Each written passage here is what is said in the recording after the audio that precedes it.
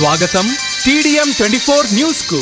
నేడు ఎం అనిల్ కుమార్ యాదవ్ గారికి, అంజనేల్ గౌడ్ గారికి,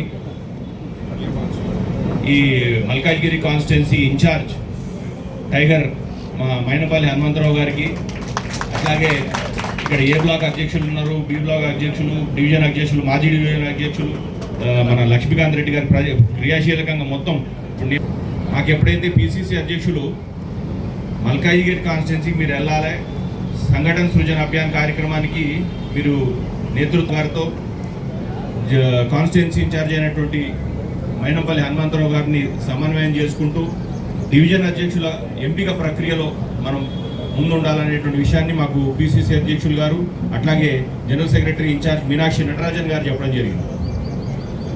ఆ కార్యక్రమంలో భాగంగా నేను మైనంపల్లి హనుమంతరావు గారికి, వజ్రేష్ యాదవ్ గారికి ఫోన్ చేసినప్పుడు ఇద్దరి దగ్గర నుంచి చాలా సానుకూలమైనటువంటి జవాబు దక్కింది నాకు. ఎందుకంటే నేను ఎప్పుడైతే ఫస్ట్ ఇక్కడ రావడం జరిగిందో, నాకు ఎప్పుడైతే మల్కాజ్గిరి కాన్స్టిట్యున్సీ అప్పచెప్పినప్పుడు చాలా పెద్ద కాన్స్టిట్యున్సీ, ఎంత ఇబ్బంది పడాల్సి వస్తుందో, ఎంత కష్టం ఉంటుందో అని చెప్పి అనుకున్నాను. కానీ తర్వాత మైనంపల్లి హనుమంతరావు గారు, లక్ష్మీకాంత్ రెడ్డి గారు, ఈ యొక్క కార్యక్రమం అంతా కూడా నల్లేరు మీద నడకలాగా అయిపోయింది. ఎందుకంటే ఏ దశలో కూడా నాకు ఇబ్బంది కలగకుండా ప్రతినిత్యం అందుబాటులో ఉండి, మన వజ్రేష్ యాదవ్ గారు అయితే ఎవ్రీ చేసుకుంటూ బిఎల్ఏల విషయంలో కానివ్వండి, డివిజన్ అధ్యక్షుల ఎంపిక విషయంలో కానివ్వండి చాలా తోడ్పాటు చేసినందుకు మైనంపల్లి హనుమంతరావు గారికి, వజ్రేష్ యాదవ్ గారికి, అట్లాగే లక్ష్మీకాంత్ గారికి, ఏ బ్లాక్ బి బ్లాక్ అధ్యక్షులందరికీ కూడా నేను మరొకసారి కృతజ్ఞతలు తెలియజేసుకుంటున్నాను. మనం ప్రధానంగా ఇక్కడ కలుసుకున్నటువంటి అంశాలు రెండు. ఒకటి ఏంటంటే డివిజన్ అధ్యక్షుల ఎంపిక, అది ఆల్రెడీ ఎలాంటి సమస్య లేకుండా ఎంపిక అనేది జరిగిపోయింది సునాయాసంగా. అట్లాగే ఇక్కడ మన మల్కాజ్గిరి కాన్స్టిట్యున్సీలో మొత్తం చాలా పెద్ద కాన్స్టిట్యున్సీ ఇది. 414 పోలింగ్ స్టేషన్స్ ఉన్నాయి ఇందులో. ఈ 414 పోలీస్ స్టేషన్ 18 బిఎల్ఏల ఎంపిక అనేది జరిగింది. ఆ ప్రక్రియలో భాగంగా మీకు బిఎల్ఏ 1గా వజ్రేష్ యాదవ్ గారు ఉంటారు. మీకు రేపటి ఎల్లుండా మీకు బిఎల్ఏ అనేది, బిఎల్ఏ 2 అనేది చాలా క్రియాశీలకం. అంటే మీ అందరూ నాయకులు మీరు కూర్చున్న వాళ్ళ కంటే కూడా ముందున్న బిఎల్ఏసే చాలా ఇంపార్టెంట్. ఎందుకంటే రేపు ఎలక్షన్లో ఏమైనా అవకతవకలు జరిగినా, ఎస్ఐఆర్లో జరుగుతున్న ప్రక్రియలో ఏమైనా అవకతవకలు జరిగినా మాట్లాడి ప్రశ్నించి దాన్ని ఎదుర్కొని దాని సమస్యను తీర్చేటువంటి కెపాసిటీ ఉన్నది ఓన్లీ బిఎల్ఏ 2 మాత్రమే. మైనంపల్లి హనుమంతరావు గారు కానివ్వండి, వజ్రేష్ యాదవ్ గారు కానివ్వండి, ఎవరు మాట్లాడలేదు. వజ్రేష్ యాదవ్ గారు బిఎల్ఏ 1గా ఉంటారు కాబట్టి ఆయనకు ఎప్పుడైనా ప్రశ్నించి హక్కు ఉంటుంది.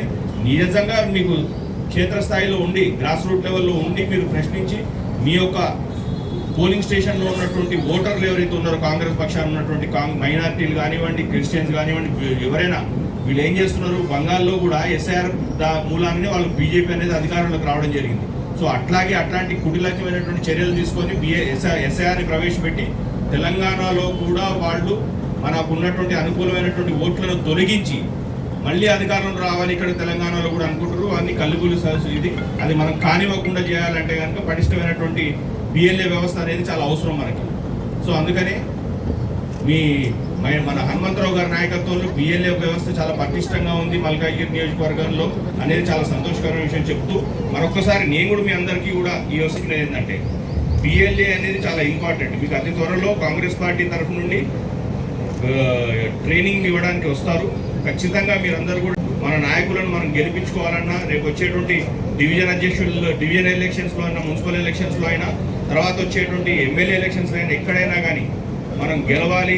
కాంగ్రెస్ జెండా మళ్ళీ ఒకసారి రెపరెపలు ఆడాలన్నా అంతా కూడా మీ చేతుల్లోనే ఉంటుంది.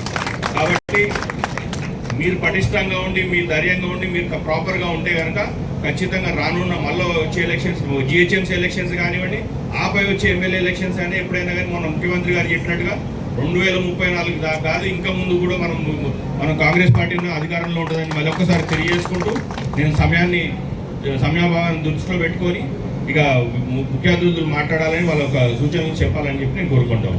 ధన్యవాదాలు. కార్యక్రమం చేపట్టడం జరుగుతుంది ఎంపీ అనిల్ గారి నాయకత్వంలో. కాబట్టి అందరి ప్రోగ్రామ్ అయిన అదే మైనంపల్లి హనుమంతరావు గారు అండ్ వజ్రేష్ యాదవ్ గారు ప్లస్ మన ముఖ్య అతిథులైనటువంటి ఎంపీ అంజన్ కుమార్ యాదవ్ గారి సుపుత్రుడు అనిల్ కుమార్ యాదవ్ గారి నాయకత్వంలో ఇక్కడ ఒక చిన్న ధర్నా కార్యక్రమం జరుగుతుంది. ఎందుకంటే పెరుగుతున్నటువంటి పెట్రోల్ ధరలు నిత్యావసర ధర దాని గురించి మనం చేస్తున్నటువంటి కార్యక్రమంలో మీ అందరూ కూడా పాల్పంచుకోవాలని చెప్పి కోరుకుంటూ మన అధ్యక్షులు ప్రియతమ నాయకులు వజ్రేష్ యాదవ్ గారు కూడా తన సూచనలు చెప్పాలని చెప్పి కోరుకుంటాం. వచ్చేసినటువంటి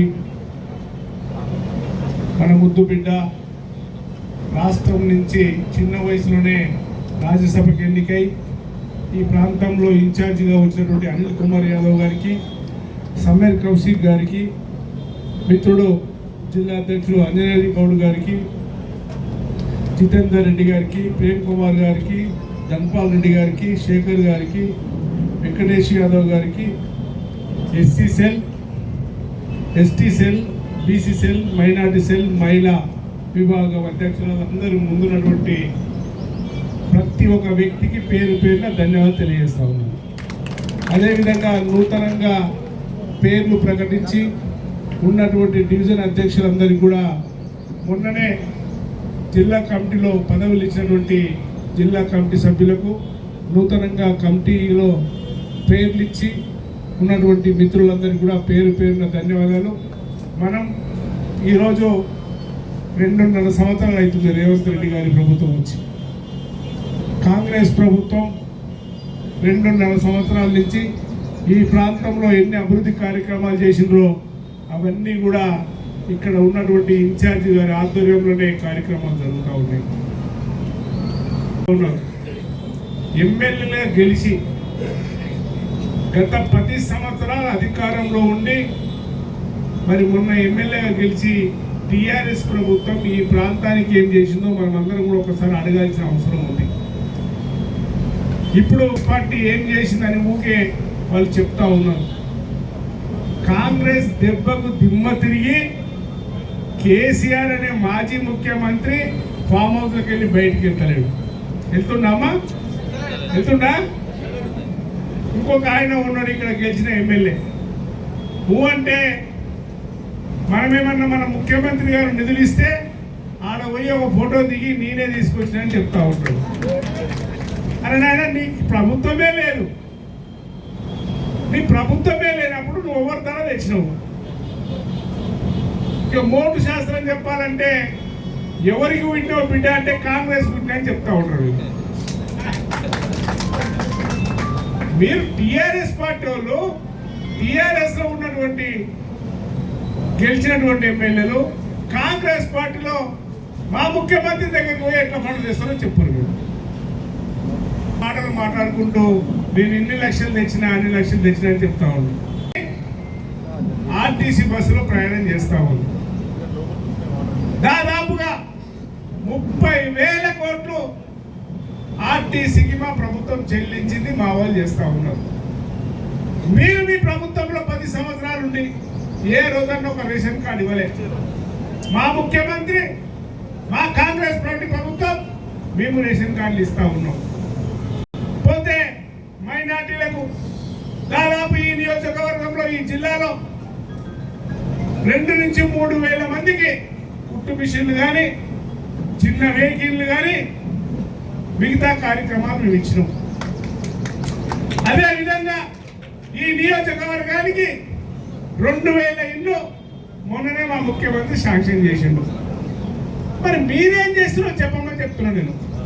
మా అల్లుడు 2 దొంగలు కలిసి కాలేజీలు పెట్టి మా పిల్లల రక్త మాంసాలు మీ మీద ఆటోలు నడుపుతుంటే, మీ మీద ప్రైవేట్ ఉద్యోగాలు చేసుకుంటే మా దగ్గర ఫీజుల రూపంగా మా రక్త మాంసాలను వండగా తింటా ఉన్నారు. నియోజకవర్గంలో ఒక ప్రభుత్వం డిగ్రీ కాలేజీ తెచ్చినవా? లేదు. పక్కనే ఉన్నటువంటి గవర్నమెంట్ హాస్పిటల్ను ఎందుకు ఇనాగ్రేషన్ చేపిస్తలేవు? ఆ హాస్పిటల్ ఇనాగ్రేషన్ చేస్తే నీ హాస్పిటల్ నడవదని చెప్పి నీకు భయం. మాకు కాలేజీలు పెడితే నీ కాలేజీలు నడవని నీకు భయం. కనుక ఆ దుర్మార్గమైన మాటలు బంద్ చేసి ప్రజలకు రమ్మని చెప్పి చెప్తా ఉన్నాం. ఎన్నికలు వచ్చినప్పుడు ఔటర్ రింగ్ రోడ్ చుట్టూనటువంటి హైదరాబాద్లో ఎవరు గెలవలే. దానే ఉద్దేశం పెట్టుకొని హనుమంతరావు అన్న గెలవలే, నేను గెలవలే, అంజన్ కుమార్ యాదవ్ గెలవలే. కానీ మా ప్రభుత్వం ఉంది బిడ్డ. మా రేవంత్ రెడ్డి అన్న ముఖ్యమంత్రి ఉన్నాడు. మిమ్మల్ని తొక్కి తొక్కి చంపుతాడు మీరు అనుకుంటా ఉన్నారు, ఊగే చెప్తా ఉన్నారు. రేపు జిహెచ్ఎంసీ ఎన్నికలు వస్తూ ఉన్నాయి మనకు. మా తమ్ముళ్ళు ఇలా 16 మంది పోటీ చేయాలి. మరి మనం గెలవాలంటే ఏం చేయాలి? ఇక వాళ్ళ పని అయిపోయింది. టీఆర్ఎస్ ఉన్నది అంటే నేను అది చేసిన ఇది చేసిన అనేది బంద్ చేసుకోరు ఇక. కానీ మనం ఏం చేద్దాం ఇక రేపటి నుంచి రిజర్వేషన్స్ వస్తాయి. మహిళా సోదరి మళ్ళీ 8 మంది ఉంటారు ఖచ్చితంగా. 8 నుంచి 12 మంది కూడా ఉంటుండొచ్చు ఇక్కడ. లేదంటే 12 మంది మా యువకులు ఉండి అమ్మలే 4 ఉండవచ్చు. ఎందుకంటే పక్క కాన్స్టిట్యూన్సీ కూడా ఎక్కువ ఇవ్వాలి మనం. 74 నియోజకవర్గాలు అంటే వార్డులలో 35 మంది మా తల్లులే పోటీ చేస్తారు. మరి మీరు యుద్ధానికి రెడీ కావాల్సిందే నేను చెప్తా ఉన్నాను. యుద్ధం చేయాలంటే వీళ్ళందరినీ చూస్తుంటే 40 సంవత్సరాల నుంచి 60 సంవత్సరాలే కానొస్తున్నాం, అంతేనా? మరి 20 సంవత్సరాల నుంచి 35-40 సంవత్సరాల మన దగ్గరికి రావట్లేదు కనుక మనం అందరం కూడా అందుకే యువకులకు ఇద్దామని చూస్తున్నాం. యువజన సంఘంలో ఉన్నటువంటి యువకులకు డివిజన్ ప్రెసిడెంట్ ఇవ్వాలని ఆలోచన చేస్తూ ఉన్నాం. మహిళలకు కూడా డివిజన్ ప్రెసిడెంట్ ఇవ్వాలని ఆలోచన చేస్తూ ఉన్నాం. కనుక మనమంతా కూడా మన ప్రాంతంలో ఉన్నటువంటి బిఎల్ఓలను 417 మందిని పెట్టుకున్నాం మేడం. 417 మంది వాళ్ళు, జిల్లా కమిటీ సభ్యులు 15 మంది, డివిజన్ అధ్యక్షులు 16 మంది, అట్లాగే పోతే రాష్ట్ర పదవులు తీసుకున్నారు 30-40 మంది. ఇంకా మిగతా కమిటీలు ఉంటాయి, ఎస్సీ సెల్, బీసీ సెల్, మహిళా సెల్. ప్రతి డివిజన్లో 10 కమిటీలు వేసుకుంటే 160 మంది అవుతారు.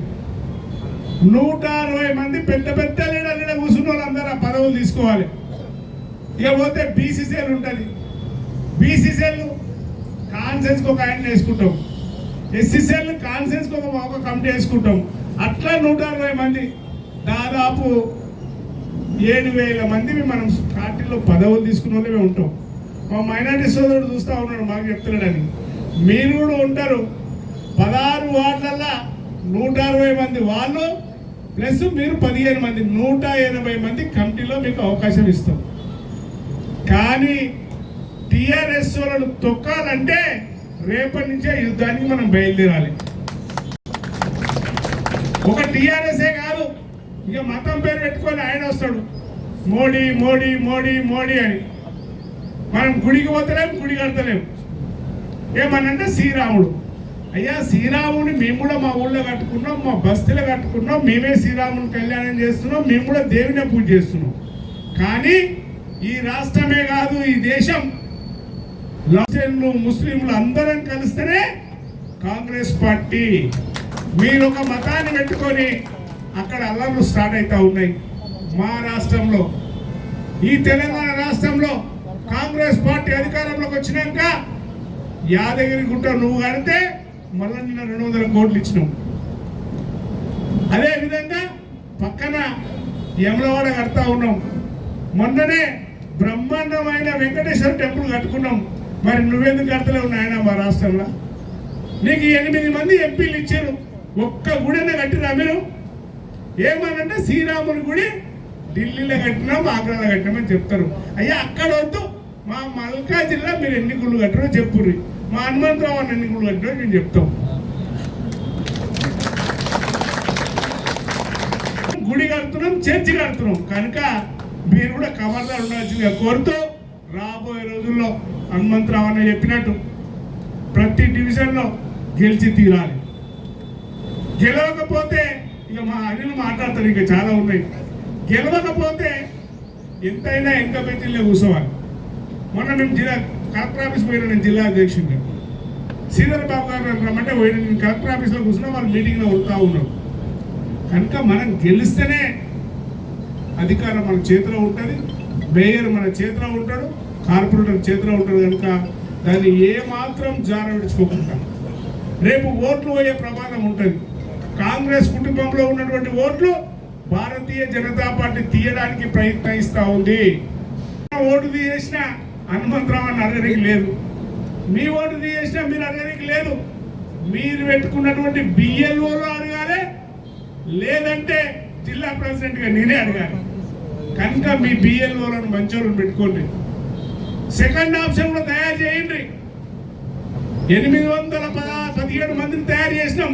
ఇంకా సెకండ్ ఆప్షన్ కూడా అందులో ఒక దొంగ ఉంటాడు, పక్కన ఏం చేస్తాడు, 1,00,000 రూపాయలు ఇస్తారు, పక్కకుండ్రా బాబు అంటాడు.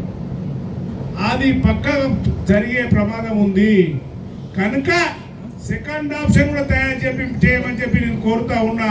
ఒక్కొక్క బిఎల్ఓను ఒక బూతులో 2 కూడా తయారు చేసుకోమని చెప్పి నేను కోరుతా ఉన్నాను.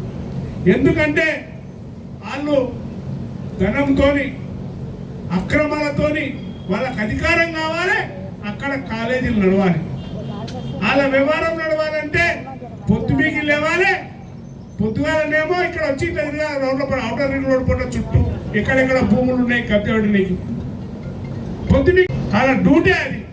కనుక నేను ఒకటే చెప్తా ఉన్నా, మీరు ధైర్యంగా ఉండాలి. ఇక్కడ మనకు సింహం ఉంది, ఆ సింహానికి మనం మద్దతు ఇస్తే సింహం ఇంకా స్పీడ్ పెంచుతుంది. కనుక వాళ్ళని కాన్ఫరెన్స్కి రాకుండా చేయాల్సిందిగా కోరుతూ ఈ అవకాశం ఇచ్చినట్టు అందరికీ ధన్యవాదాలు తెలియజేస్తున్నాను. TDM 24 కి సబ్స్క్రైబ్ చేసుకోండి. వార్తల కోసం